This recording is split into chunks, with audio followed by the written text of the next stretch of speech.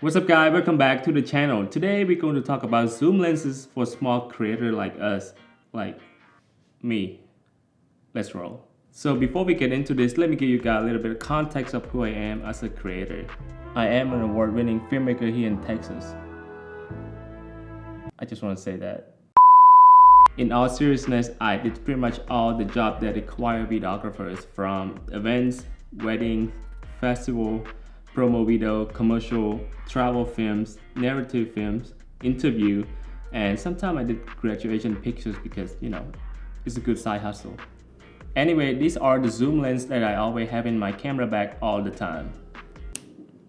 Damn TikTok. So these are the lenses. You probably already heard or seen this lens before already. These are some of the most popular third-party lenses for Sony full-frame camera. So the one to my right is Tamron 17 to 28, and the one in the middle is Tamron 28 to 75, and the one on my left is Tamron 70 to 180. All these three lenses has a constant 2.8 aperture, so it doesn't matter if you zoom in and out, the aperture is not going to change. And this lineup is the comparison to the Sony G Master 16 to 35, G Master 24 to 70, and the G Master 70 to 200. So let's talk about a few things that I think it's worth considering getting this lineup compared to the G Master lineup. Again, these are just my opinion as a small content creator. So number one thing on the list is price. If you look at this right now, you could pick it up for $850 compared to $2,000 for G Master. And the same thing go for this one, and this one is about $1,200 and the G Master is about $2,500. $2,500 for one lens. I don't know about you guys, but for me, I work for everything that I bought and I can't justify myself to spend $2,500 for one single lens. Again, these are just my opinion. I'm a small content creator. I don't think I can afford to pay $2,500 for one lens. Imagine you are buying three of these lenses and the total for this lineup is about, I think, $3,300 compared to a whopping $6,500 for G Master lineup. And to me, that is a big difference, and I couldn't justify to go with the G Master lineup because for me personally, this give me some of the best quality image that I could ask for the price that I pay. Again, I don't have G Master lineup and I can't compare the quality from this lens to the other one. To me personally, I would go with this lineup and use those extra money to buy a couple more prime lenses and invest some of those money into equipment such as light, microphone, monitor, and a good tripod. So good?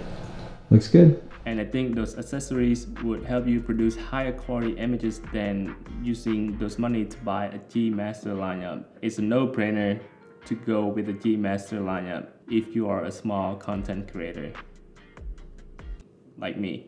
So number two is image quality. Again, I don't have G Master lineup to compare this to, but from my personal experience, I have been using this lens a lot for paid gigs for my passion projects, and the result that I got from it is nothing short of amazing. I use these ones a lot on my shoot because I love the wide angles on this lens, and the aperture 2.8, of course, it's work amazing. And I always have this attached to my A7 III almost all the time because I just love this lens. This is one of my favorite out of the three.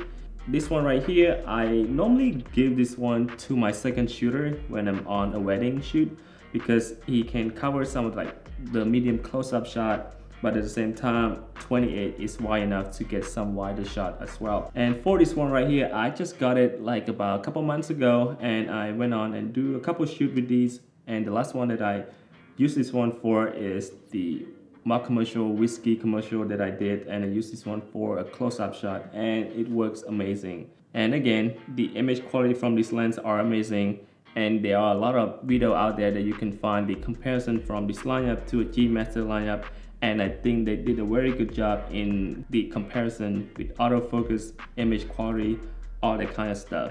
And number three, size. I know size don't matter, but in these situations, it kind of does. So for this lens, as you can see, the size of this lens is super small, super lightweight, really compact. It's easier to put this thing in the backpacks and travel. For these 3 lenses, I always have it in my camera bags, and it doesn't hurt my back when I do a lot of walkings or hikings with this lens in my backpacks. And this might not be an issue with a lot of people, but when you carry stuff for a long time, I think having a super light lens is really help with your bags, because I used to own some of the lens which is super heavy, and to have like a couple of those in my backpack, adding with like a gimbals and a couple more accessories, tripod, all that kind of stuff, it's add up. And to have this super compact lightweight lens in my backpack and could produce the same quality, to me, it's a win. And one good thing about this lens too, they had the same thread size on the front. It's 67mm. So if you're low on money, you could just get one ND filters and you can just swap it around. I wish all the camera has the same thread size, to be honest with you, because there's so many times that I went on a shoot and I brought the wrong ND filter for certain lenses. To me, having the same thread size is super convenient. I know what in my backpack would fit in all 3 of these, and I think that's just one less thing I had to worry about. And number 4 is build quality. I know this lens feels a little bit plasticky compared to the G Master lineup, but for the price differences for these 3 combined is about $3,000 and more. And to me, I couldn't justify spending those extra money to get a G Master. Also, like I said before, I'd rather use those money to spend on the equipment and accessory. Those stuff will help you elevate your video productions and help you produce a higher quality images, rather than spending those money for the G Master lineup. And I'm not the most careful person on earth. You know, I just use this lens regularly. I'm not giving it like a super care on any of these lenses. But if you just know how to take care of your lens, just not throwing things around or leave it without the back caps on, all that kind of stuff, I think it should be good to go. I have been using this lens since it first came out, so over a year now, and I use this almost every day and it seems to hold up just fine. So there's no reason to spend money on the G Master because it looks better. Alright guys, that is all for the video, and I hope you guys liked it. Like I said, I am pretty new to this and I'm still trying to figure out what this channel is all about, because I want to make sure that I bring value to you guys on every video that I posted. So if you guys have any suggestions on what I should be covered or what I should be doing, let me know in the comment down below. I would be appreciated, and let's grow together. If you want to see more stuff from me, you can follow me on Instagram because that is where I'm most active. And you can DM me on this too because my DM's always open. So if you watch this until the end and you want to get connected, follow me on Instagram and let's chat. So that is all for me, and I will see you guys in the next video. Peace.